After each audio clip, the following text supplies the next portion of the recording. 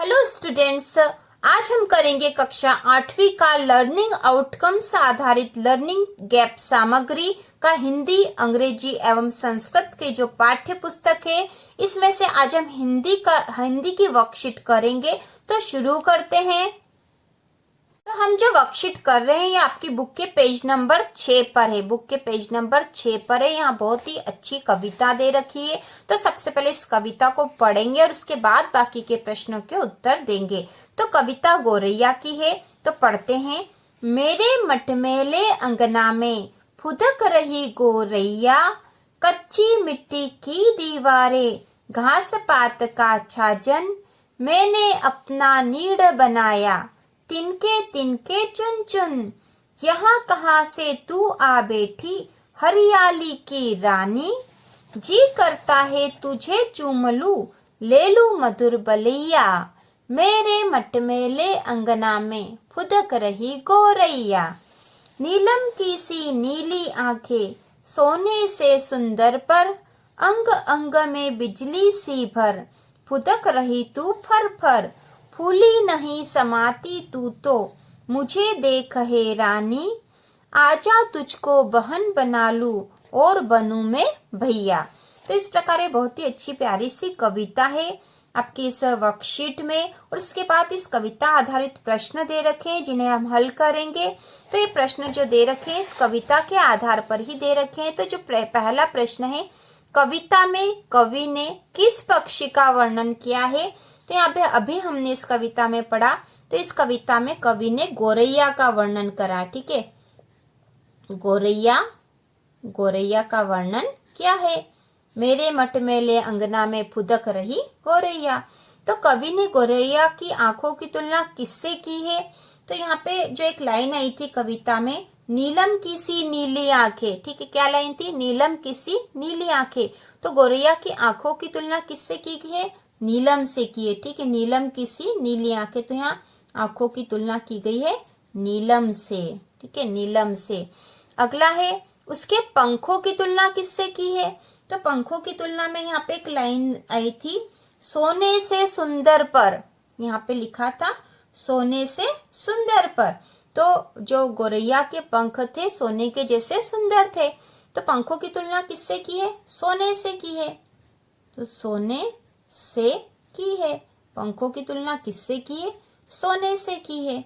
ठीक है, अब इसके बाद अगला जो चौथा प्रश्न है, हम तुलना किसी से किसी की क्यों करते हैं? तो हम तुलना क्यों करते हैं? हम तुलना करते हैं समानता बताने के लिए। समानता बताने के लिए हम तुलना करते हैं। ठीक है, समानता बताने के लिए। इसके बाद अगला है, तुलना करने वाले अलंकार को क्या कहते हैं? तो तुलना करने वाला जो अलंकार होता है उसे कहते हैं उपमा अलंकार। उपमा अलंकार कहते हैं।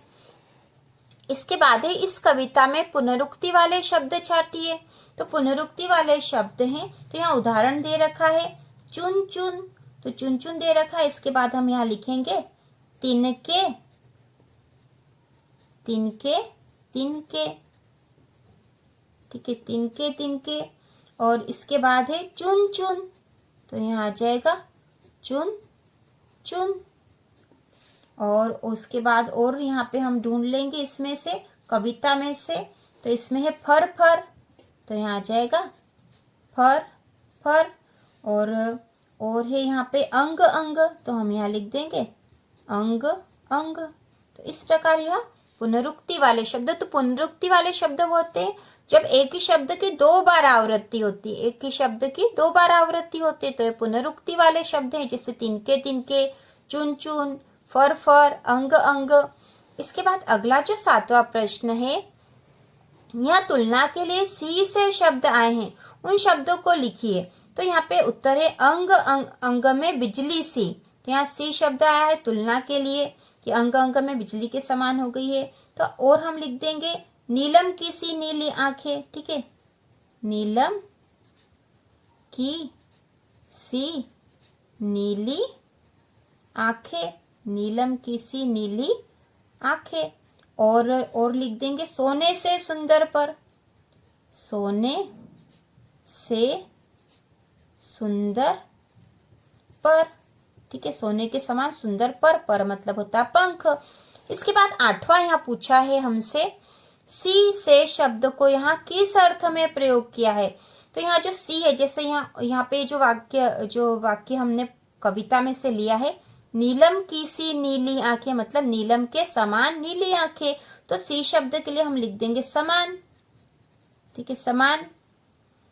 और सोने से सुंदर पर मतलब सोने के जैसे, तो सोने के जैसे, या फिर यहाँ पे भी हम लिख देंगे, अर्थ तो यहाँ पे भी समान है कि सोने के समान सुंदर पंख। तो इस प्रकार यहाँ पर हमने 8 प्रश्न कर लिए इस कविता के आधार पर। और यह जो प्रश्न है आपकी बुक के पेज नंबर 7 पर है, तो हमने पेज नंबर 6 और पेज नंबर 7 दोनों हल कर लिए हैं, ठीक है, दोनों ही पढ़ के समझ लिए हैं। तो इसी प्रकार के और वीडियो देखने के लिए, इस वर्कशीट को हल करने के लिए चैनल को सब्सक्राइब कीजिए।